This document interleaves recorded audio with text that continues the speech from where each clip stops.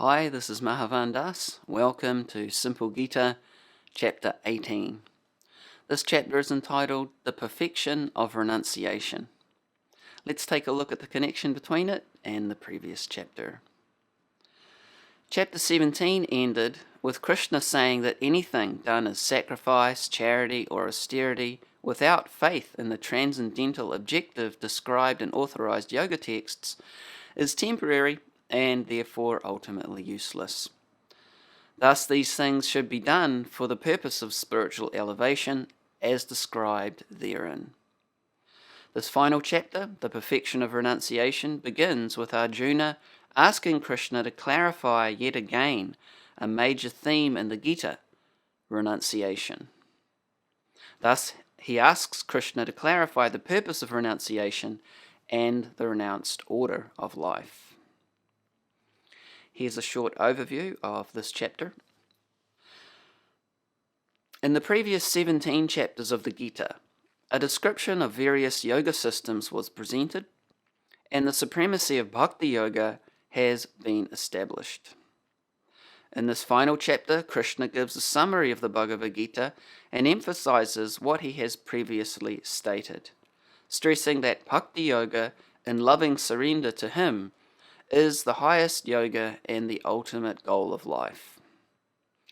Krishna begins by reiterating that Arjuna should renounce the results of work, not the work itself. Thus, he emphasizes that dutiful, detached work performed for the pleasure of the Supreme is true renunciation and brings no karmic reaction. He then explains the 5 factors that constitute any material action, how the 3 modes of material nature govern everything material, and how to purify oneself by following prescribed material duties. We then hear about the Brahman or spiritual platform and its symptoms, how to act in pure Bhakti Yoga or Krishna consciousness, and the results of doing so, returning to the spiritual world. The chapter concludes with Sanjaya expounding the glories of hearing and teaching the Bhagavad Gita, and affirms that wherever Krishna and Arjuna are present, there will be victory. This is the longest chapter in the Bhagavad Gita, this 18th chapter, so we're going to split it into 2 parts. We'll take a look at verse 1 from this chapter and the purport from Bhagavad Gita as it is. Arjuna said, O mighty armed one, I wish to understand the purpose of renunciation, tyaga, and of the renounced order of life, sannyas, O killer of the Keshi demon, master of the senses. Srila Prabhupada's purport. Actually, the Bhagavad Gita is finished in 17 chapters. The 18th chapter is a supplementary summarization of the topics discussed before. In every chapter of the Bhagavad Gita, Lord Krishna stresses that devotional service unto the Supreme Personality of Godhead is the ultimate goal of life. This same point is summarized in the 18th chapter as the most confidential path of knowledge. In the first 6 chapters, stress was given to devotional service, yoginam api sarve sham. Of all yogis or transcendentalists, one who always thinks of me within himself is best. In the next 6 chapters, pure devotional service and its nature and activity were discussed. In the third 6 chapters, knowledge, renunciation, the activities of material nature and transcendental nature, and devotional service were described. It was concluded that all acts should be performed in conjunction with the Supreme Lord, represented by the words Om Tat Sat, which indicate Vishnu, the Supreme Person. The third part of the Bhagavad Gita has shown that devotional service and nothing else is the ultimate purpose of life. This has been established by citing past acharyas and the Brahma Sutra, the Vedanta Sutra. Certain impersonalists consider themselves to have a monopoly on the knowledge of Vedanta Sutra, but actually the Vedanta Sutra is meant for understanding devotional service, for the Lord himself is the composer of the Vedanta Sutra, and he is its knower. That is described in the 15th chapter. In every scripture, every Veda, devotional service is the objective. That is explained in the Bhagavad Gita. As in the second chapter, a synopsis of the whole subject matter was described. In the 18th chapter also, the summary of all instruction is given. The purpose of life is indicated to be renunciation and attainment of the transcendental position above the three modes of material nature. Arjuna wants to clarify the two distinct subject matters of Bhagavad Gita, namely renunciation, tyaga, and the renounced order of life, sannyasa. Thus, he is asking the meaning of these two words. Two words used in this verse to address the Supreme Lord, Hrishikesha and Keshi-Nasudana, are significant. Hrishikesha is Krishna, the master of all senses, who can always help us attain mental serenity. Arjuna requests him to summarize everything in such a way that he can remain equipoised. Yet he has some doubts, and doubts are always compared to demons. He therefore addresses Krishna as Keshi-Nasudana. Keshi was a most formidable demon who was killed by the Lord. Now Arjuna is expecting Krishna to kill the demon of doubt.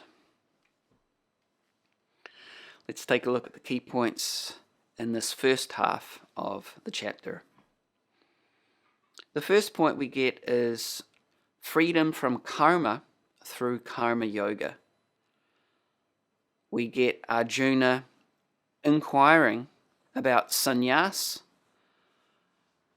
in this first verse, or the renounced order of life, and tyaga, or renunciation. And Krishna defines sannyasa and tyaga and gives his opinion. He says that sannyasa, the renounced order of life, means giving up activities based on material desire, while tyaga, or renunciation, means giving up the results of action. He explains that some say all actions should be abandoned, while others say that action should never be abandoned. So what is the conclusion? Krishna gives his personal opinion.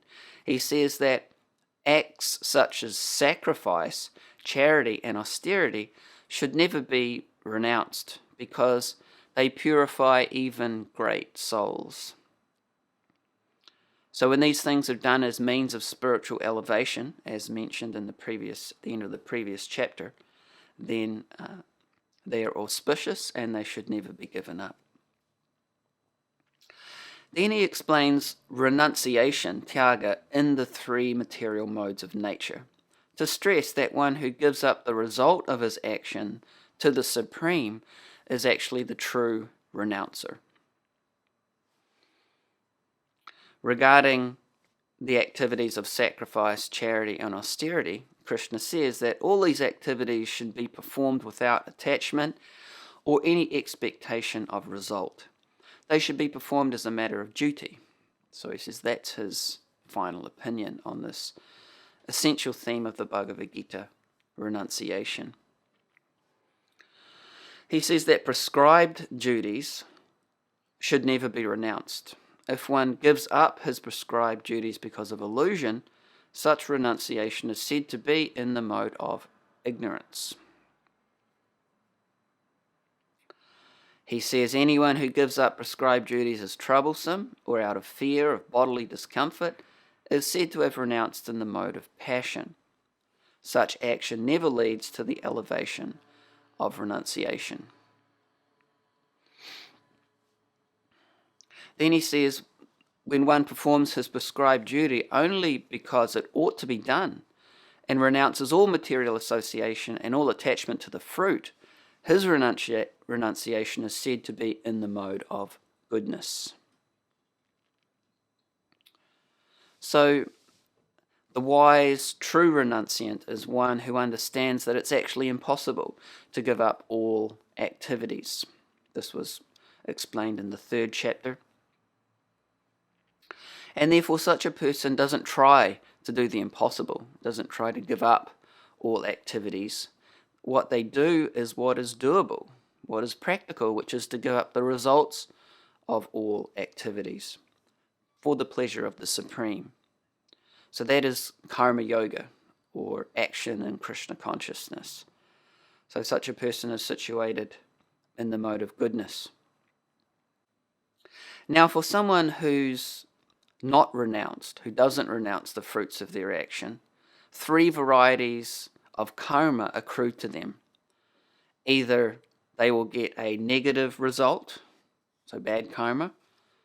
That means in the future some kind of distress will come to them. Or they will get a good result, good karma, so some kind of happiness, material happiness will come to them. Or it'll be a combination, some happiness, some distress. So that's what happens if one doesn't renounce the fruits of their actions. They have to get some kind of karmic reaction in the future, either good, bad, or mixed. So in this way, Krishna has summarized the theme of the first 6 chapters of the Bhagavad Gita, which is karma, or action. He explains here that essentially the purpose of the renounced order of life and giving up the results of action, in other words, the purpose of sannyasa and the purpose of tyaga, are essentially the same. Both parties are trying to achieve the same result, which is freedom from karma.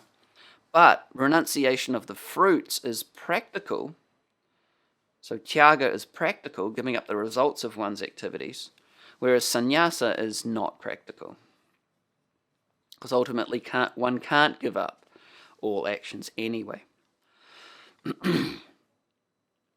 So one who renounces the results of action is in knowledge. And because of that knowledge, they don't accrue any karmic reaction to their activities.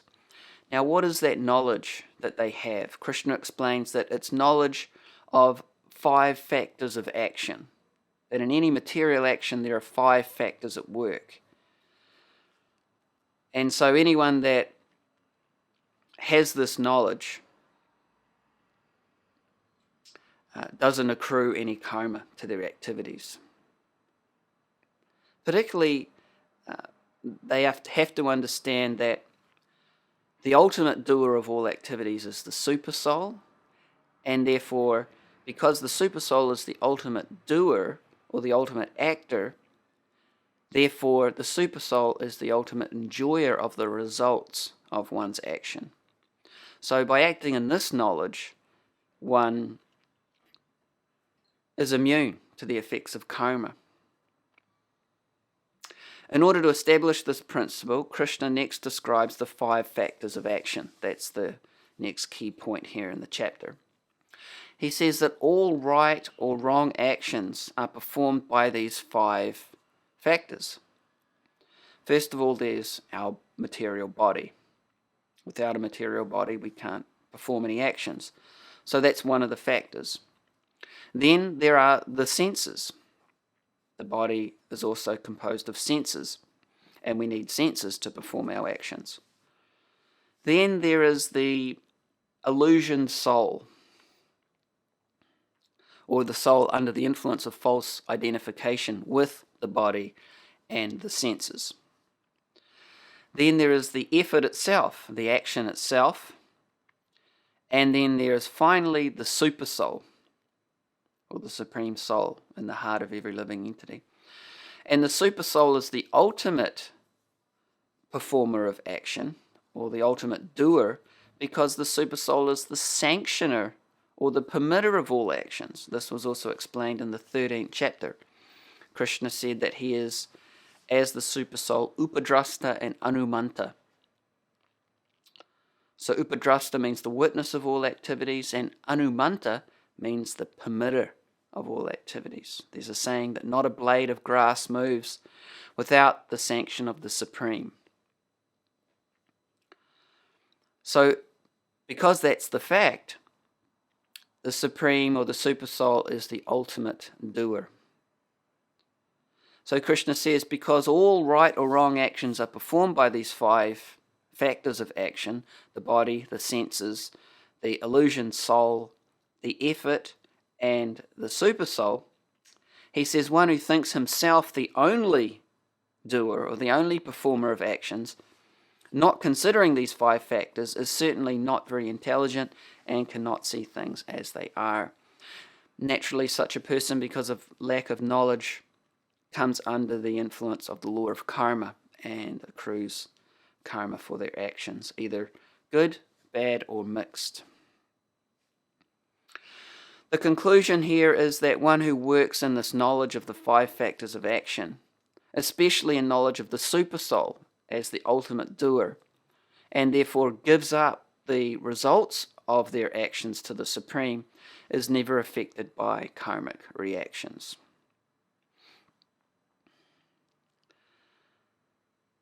And the next key point here, and the point that we will conclude with in this class, is how the 3 modes of nature, the 3 modes of material nature, as explained in the 14th chapter and also the 17th chapter, govern all actions and all beings in the material world.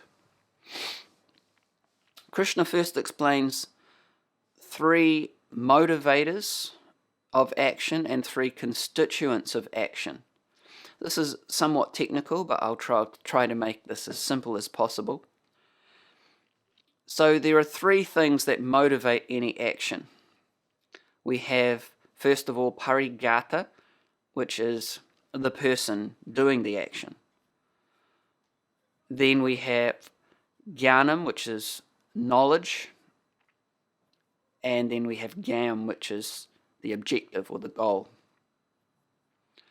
So all actions are motivated by these 3 factors: the person, the knowledge, and the goal.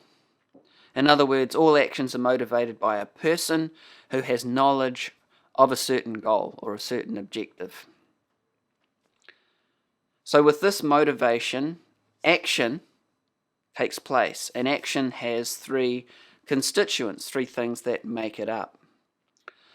Those 3 things are karta, that means the actor himself or herself or person. Then there's karma, the action itself, and then there's karanam, or the senses. In other words, once inspired by the 3 motivators of action, a karta, or an actor or person, performs action, karma, with the senses, karanam.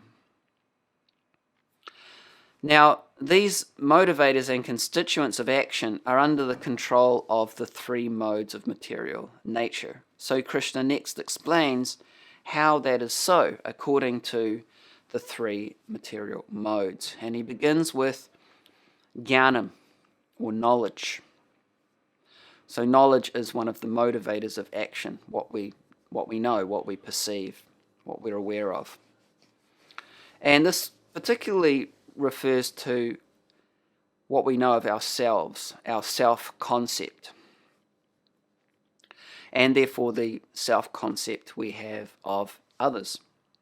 Krishna begins by explaining that knowledge by which one undivided spiritual nature is seen in all living entities, though they are divided into innumerable forms, you should understand to be in the mode of goodness.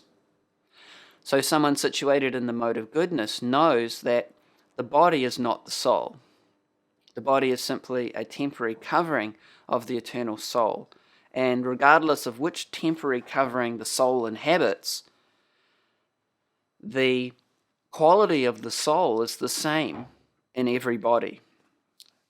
So whether you see an animal or a tree or an insect or a reptile or a fish or a bird or a human being,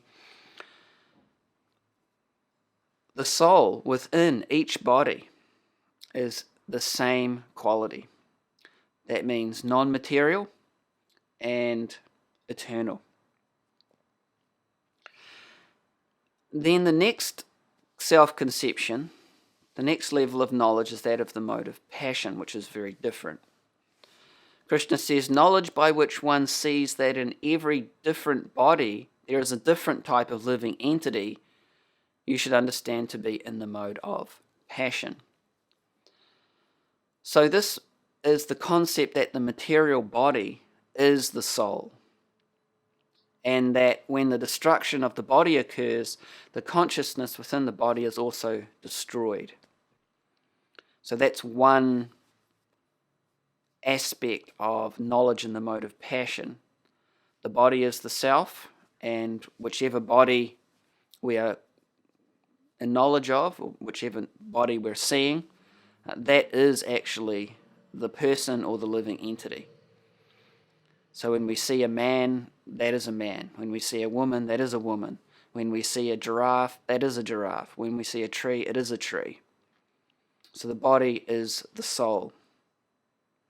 Srila Prabhupada says here in his purport to this verse that according to this kind of knowledge, bodies differ from one another because of the development of different types of consciousness.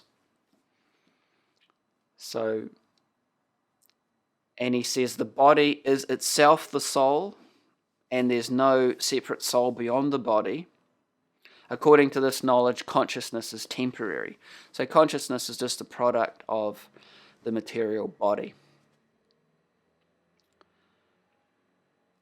He says, or else there are no individual souls, but there is an all-pervading soul which is full of knowledge, and this body is a manifestation of temporary ignorance. So that's another variation of knowledge in the mode of passion.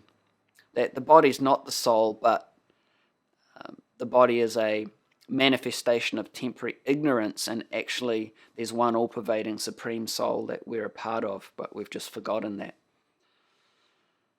He says, or beyond this body there is no special individual or supreme soul. So in other words, there are various theories on the soul in the mode of passion. And none of them are correct. And then finally, knowledge by which one is attached to one kind of work as the all in all, without knowledge of the truth, and which is very meagre, is said to be in the mode of darkness. So Srila Prabhupada explains here in his purport, one who does not develop knowledge through the authorities or scriptural injunctions has knowledge that is limited to the body. He is not concerned about acting in terms of the directions of Scripture. For him, God is money, and knowledge means the satisfaction of bodily demands. Such knowledge has no connection with the absolute truth. It is more or less like the knowledge of the ordinary animals, the knowledge of eating, sleeping, defending, and mating. So we can see here that in the mode of ignorance, one doesn't even think about the soul or what the soul is or isn't. In the mode of passion, there's lots of speculation about what the soul is or isn't, and none of it is 100% correct. Whereas in the mode of goodness, there is actually correct knowledge of the soul being non-material and different from the body. Still, that's not perfect knowledge of the soul or the self, because it's only partial. So in summary, Srila Prabhupada explains, knowledge concerning the spirit soul beyond this body is called knowledge in the mode of goodness. Knowledge producing many theories and doctrines by dint of mundane logic and mental speculation is the product of the mode of passion, and knowledge concerned only with keeping the body comfortable is said to be in the mode of ignorance. So next, Krishna talks about action, karma. And karma is one of the three constituents of action. So he says, Krishna says, that action which is regulated and which is performed without attachment, without love or hatred, and without desire for fruit of results is said to be in the mode of goodness. So what does it mean that action is regulated? It means occupational duties as prescribed in authorised yoga wisdom. So we'll hear more about that in the beginning of the second class on this chapter that in the yoga texts there are prescribed occupational duties for various people in society according to their acquired nature, according to the modes of material nature that make up their body and mind. So when one acts according to those authorized duties, then one's action is considered to be regulated. Krishna goes on, but action performed with great effort by one seeking to gratify his desires and enacted from a sense of false ego is called action in the mode of passion. So that's quite a different approach to action than the mode of goodness. And finally, that action performed in illusion, in disregard of authorized yoga wisdom, and without concern for future bondage or for violence or distress caused to others, is said to be in the mode of ignorance. So we can see today that action in the mode of passion and ignorance is basically all we see. And this mode of ignorance is particularly inauspicious. It's stated here by Krishna that such a person has no concern for future reactions, even in the short term. The thought process here is just do it. As long as it gives you a good feeling in the moment, it's the right thing to do. So no concern for future bondage or violence or distress caused to others. This is the mode of ignorance. As Srila Prabhupada says, such irresponsible work is carried out in the light of one's personal experience. This is called illusion. So we look around with our limited sense perception and we think, well, it looks okay to me, so just do it. And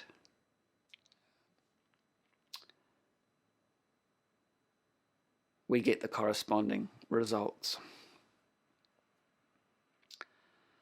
The next item here in the modes of nature is actor, or a person performing the action. Krishna says that one who performs his duty without association with the modes of material nature, without false ego, with great determination and enthusiasm, and without wavering in success or failure, is said to be a worker in the mode of goodness. And then contrast this person with the next person, the person acting in the mode of passion. The worker who is attached to work and the fruits of work, desiring to enjoy those fruits, who is greedy, always envious, impure, and moved by joy and sorrow, is said to be in the mode of passion.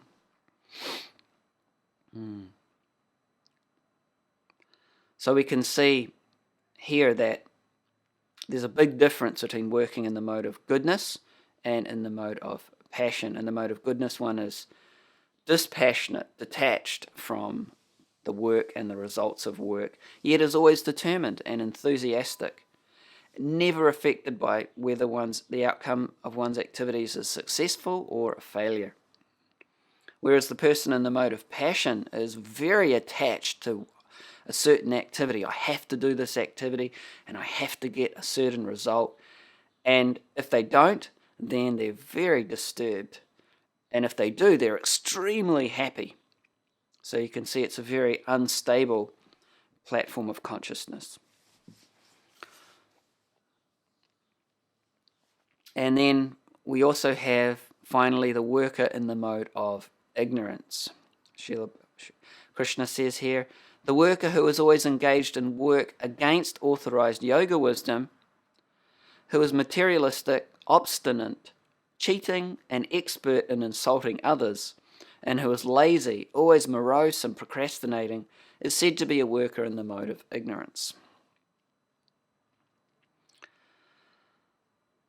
And now Krishna explains intelligence in the three modes. Intelligence means discrimination, one's ability to discriminate.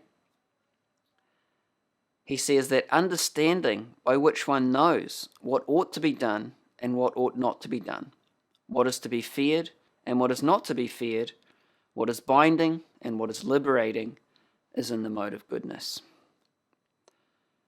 So this would be amazing, wouldn't it, to at every moment know what's to be done and what's actually not to be done. What's really to be feared and what's not to be feared. What will cause me bondage and suffering in the future, and what will actually free me and produce real happiness. So that's available in the mode of goodness. How does such a person gain this discrimination? It's by understanding and following authorized yoga texts like the Bhagavad Gita. Then we go down to the mode of passion, understanding which cannot distinguish between religion and irreligion, between action that should be done and action that should not be done, is in the mode of passion. So because this person's intelligence can't discriminate, just doesn't know what to do, what not to do, there's a lot of speculation. Maybe this is the right thing, maybe that's not the right thing. And so it's very hit and miss. Very hit and miss. And then we get understanding in the mode of ignorance, which is all misses. Understanding which considers irreligion to be religion and religion to be irreligion under the spell of illusion and darkness, and strives always in the wrong direction, is in the mode of ignorance. So Srila Prabhupada explains in his purport here that intelligence in the mode of ignorance is always working the opposite of the way it should. It accepts religions that are not actually religions and rejects actual religion. Men in ignorance understand a great soul to be a common man and accept the common man as a great soul. They think truth to be untruth and accept untruth as truth. In all activities, they simply take the wrong path. Therefore, their intelligence is in the mode of ignorance. So intelligence in the mode of goodness, you always make the right decision. Intelligence in the mode of ignorance, you always make the wrong decision. And intelligence in the mode of passion, it's hit and miss. Sometimes right, sometimes wrong. Then Krishna explains determination. Determination means resolve or a firm commitment to do something. He explains that determination which is unbreakable, which is sustained with steadfastness by yoga practice, and which thus controls the activities of the life, of the mind, life, and senses, is determination in the mode of goodness. So this is determination for spiritual advancement, which necessitates controlling the mind, the life, and the senses. Then we go to the mode of passion, determination by which one holds fast to fruitive results in religion, economic development, and sense gratification, is of the nature of passion. So this is determination for material advancement. You could say it's material advancement in the traditional sense. So someone's a religious person and they understand the purpose of religion is to get ahead economically, and then when you get ahead economically, you can then enjoy your senses. So religion, the religion mentioned here is materialistic religion. It's not true religion. It's what's sometimes called prosperity religion. And then we have determination in the mode of ignorance. Krishna says that determination which cannot go beyond dreaming, fearfulness, lamentation, moroseness, and illusion, such unintelligent determination is in the mode of darkness. So this is determination neither for spiritual advancement or material advancement. It's determination for intoxication, for sleeping, for laziness, daydreaming, that kind of thing.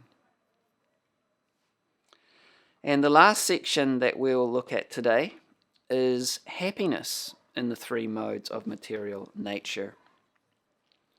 Krishna explains that happiness, which in the beginning may be just like poison, but at the end is just like nectar.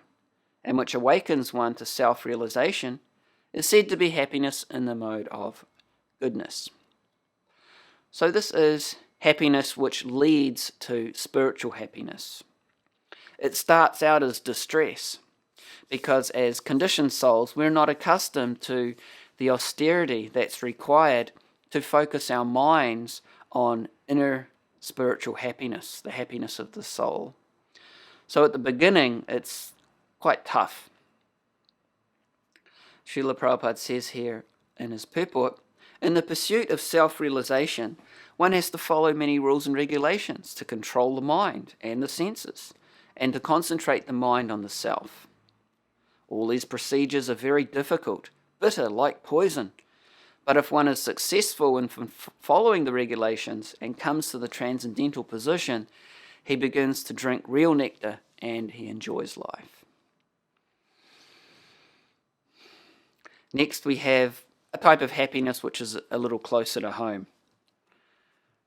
Krishna says that happiness which is derived from contact of the senses with their objects, and which appears like nectar at first but poison at the end, is said to be of the nature of passion. So this is the opposite of the mode of goodness. It's based on not on controlling the mind and the senses, but on arranging for the senses to contact favorable sense objects. This is what everybody, more or less, considers real happiness today. And it's actually the same quality of happiness as any other species of life experiences.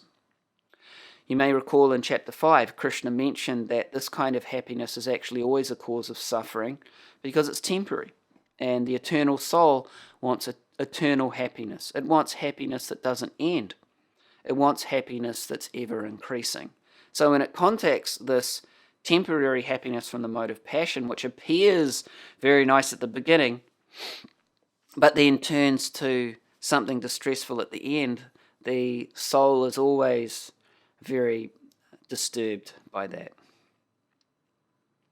Srila Prabhupada explains here in his purport, a young man and a young woman meet, and the senses drive the young man to see her, to touch her, and to have sexual intercourse.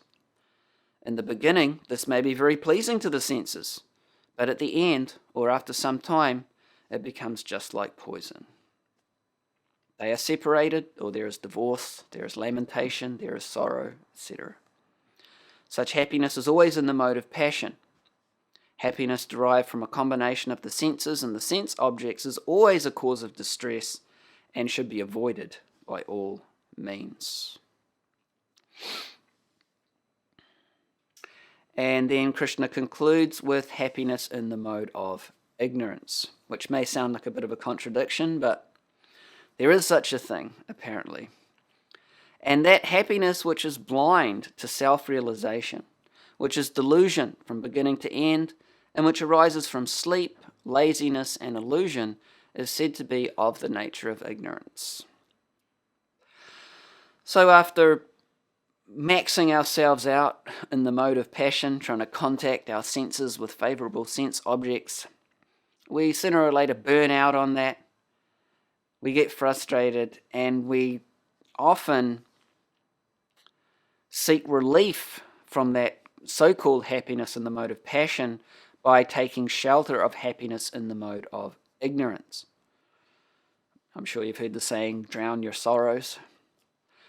So Srila Prabhupada explains, one who takes pleasure in laziness and in sleep is certainly in the mode of darkness. For the person in the mode of ignorance, everything is illusion. There is no happiness either in the beginning or at the end.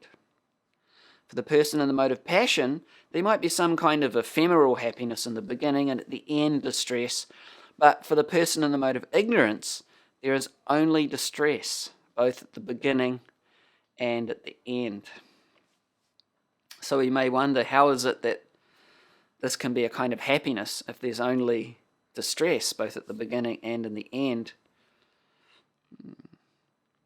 That's the potency of the mode of ignorance. It makes us think that even though there's actually no real happiness at all, still there's some kind of happiness in what we're doing. As Srila Prabhupada says, for a person in the mode of ignorance, everything is illusion. So Krishna summarizes this section here by saying that all beings in the material world are influenced by these three modes of material nature.